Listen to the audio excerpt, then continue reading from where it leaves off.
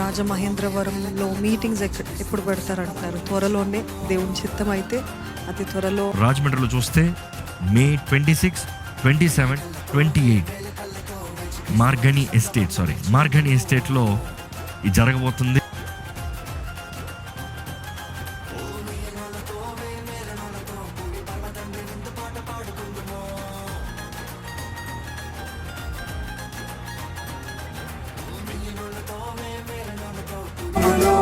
స్వస్థత నీ నామములో నాకు విడుదల, నీ నామములో నాకు రక్షణ.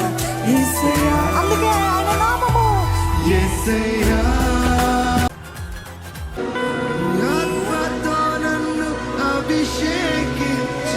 మన రెండు చేతులు ఆయన వైపు ఎత్తుచు ఆయన వైపు చూస్తూ చెప్తామా, నా కన్నీరే దేవా, నా బ్రతుకునికే ప్రభువా, నా కన్నీరే దేవా.